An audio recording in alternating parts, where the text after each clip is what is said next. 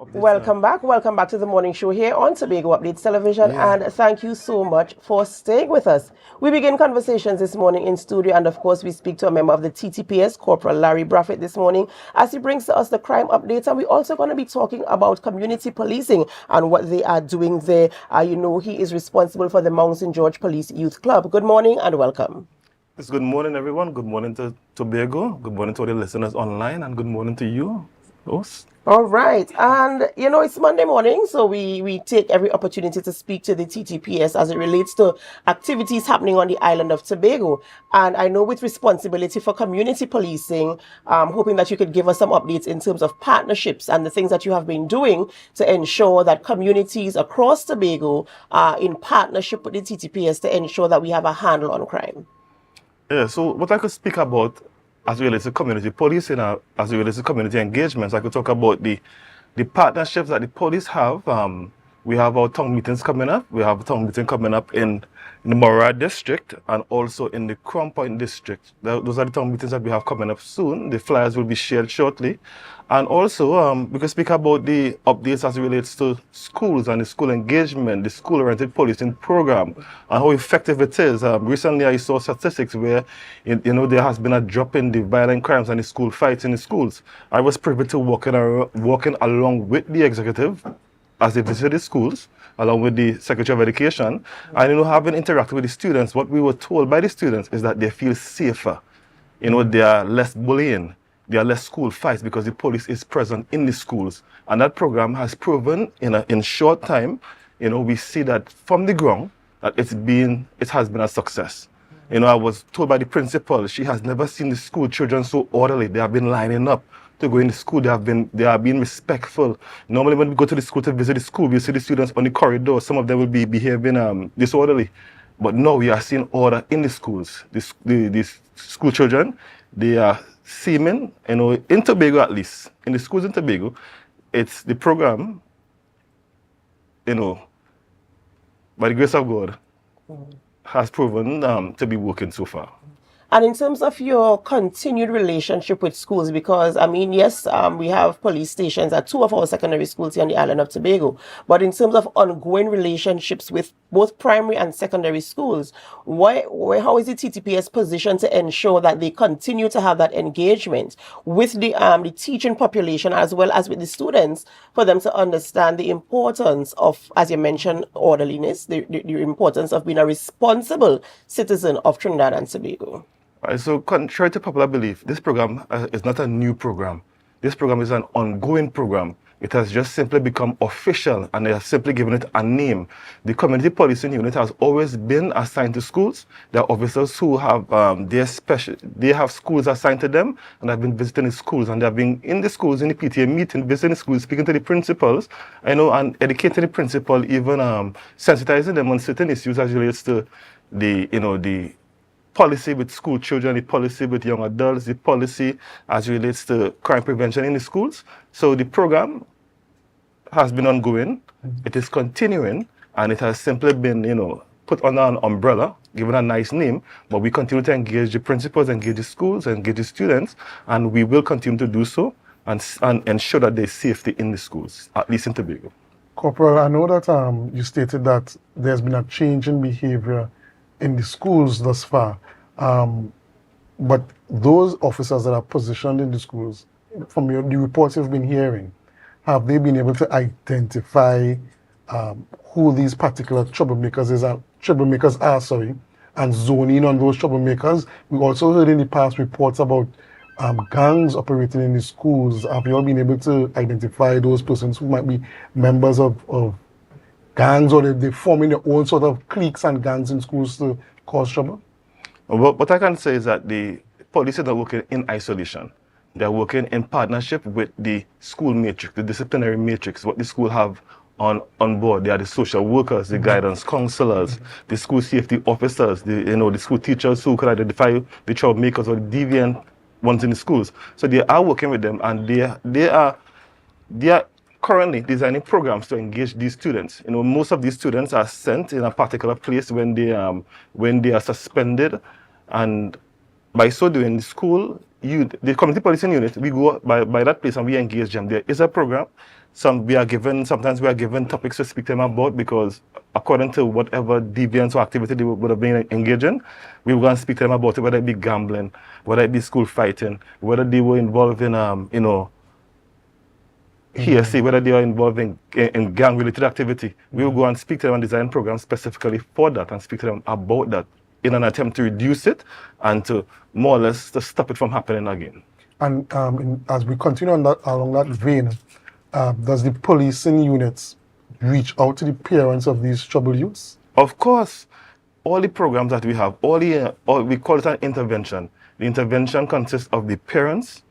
A parent must be present, or a guardian must be present, the student, and also the social worker, the guidance counselor, the principal, and the form teacher. We sit down in a nice forum where we discuss the child's behavior, and not only discuss it, they have the consequences for the actions, and also we plan, we move forward with what to do, how to address these situations to ensure it doesn't happen again.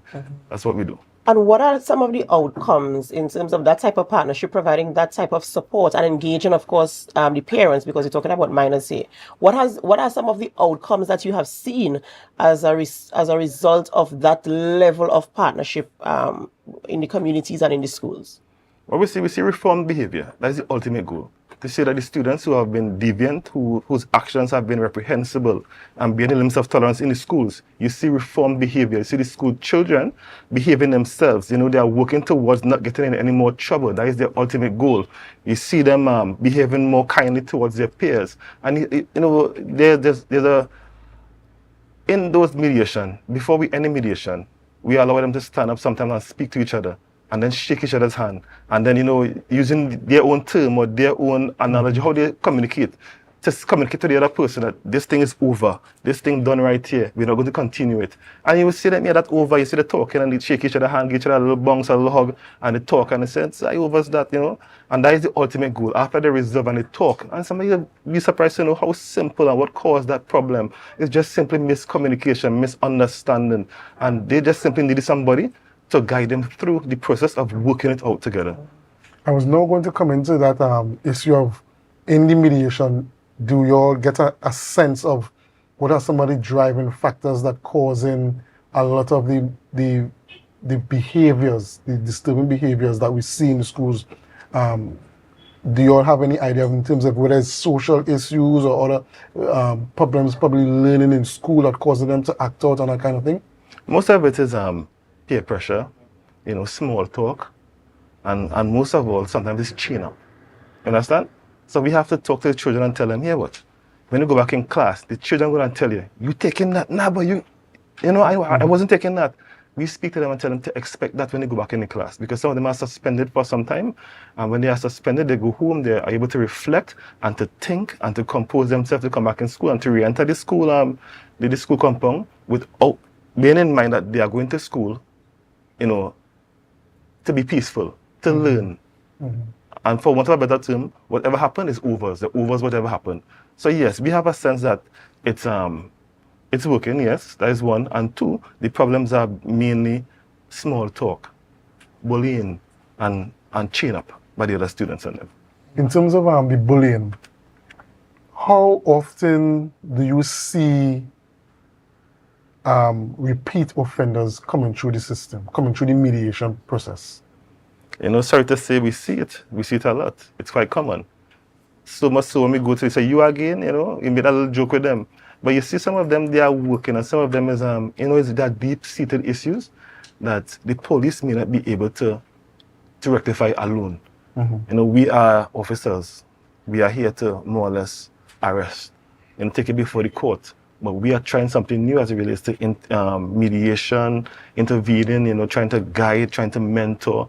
And we do see repeated offenders who, when I say repeat offenders, we see students who repeat their behavior, the deviance, and what we try to do, we try to encourage them to join a police youth club, or we go to the schools and particularly look for them and ask how they're going, just follow up on them. And sometimes, when they see us, they will see you outside and they will get a little bounce talk to us, say, baby, they will tell her what could have happened in school and why they didn't do it. And, and so because you talk to me, and we like to hear those kind of things. So you see the students who are more repeat, who are You know, trying to find a you're nice trying softer not to say term. You know, repeat not the offenders. not the criminal term or the police term, but you know, the students who are deviant and who are deviant more than once, we try to encourage them to walk the straight and narrow path and to be model students in the school. And you know, when you see the repeats, when you have the repeat ones, and sometimes the cases are a little bit more difficult, it's harder to break because somebody might repeat once, but they might repeat a second and a third and a fourth time. Do you provide, do you make any kind of referrals? Sometimes they might need some counseling. They might need some other type of intervention other than the TTPS. Do you have partnership relationships where you can refer this young person to for them to get more intervention or whatever the type of support they need at that point in time? Yes, I think it was last week Friday. I was speaking to the teachers and I was speaking to the parents because, you know, actually, Tobago is small. Sometimes you'll know the parents who come to the school. You know, and after the little intervention, we're speaking to them and I was telling them, you know, the school is so blessed. They have all these things available to them. When I went to school, I didn't know about no social work and guidance, counselor and safety officer, you know, and all these people visiting the school, you know, but they actually have we refer them, you know, we refer them to the guidance counselor will take them further, refer them further. And sometimes you will hear that when we go to the schools, you hear the guidance counselor tell you that, you know, officer, we have been working with this child, and they will brief us on the child so we know what to expect and how to deal with the issue. So we have to be sensitive as relates to, you know, addressing the whole issue. And so, yes, they actually have a system in place. They have a nice process, they have a procedure, and they have the support external from the police. We are there to curb the deviance, but they also have a facility available to them to help them go further, whether it be counseling, whether it be problems at home, whether it be some of them may be lashing out because they can't read, or you know, there are so many things available for the students to help them. I know in terms of a child's behavior, a lot of it comes from the training they have at home and the kind of support they have from parents and their family situation. And in these mediation processes, with these repeats, I don't say offenders, but the children repeat the deviant behavior. Have you seen a lack of interest or a lack of willingness on the part of the parent to really make those corrective adjustments to help the child become better? Of course. Sometimes when the principal call the parents, so they give us the number because we follow up after the school intervention, the parent will say, I don't come back in school for the child again, you know. Nah, I oversee that child, you know. And we have to speak to them and remind them that they have a duty, an obligation, and a responsibility towards that child. They can't just drop the child and say, no, that is no longer their responsibility. They have to continue and follow up and reinforce whatever correction was recommended. And yes, you see some of the parents, they are fed up. They want to take the child to the court and, you know, have the child appear as somebody who's uncontrollable. But, you know, that is on a different level. But the parents who are on the verge of giving up, what we have to do is talk to them, counsel them, encourage them, and, you know, provide some support.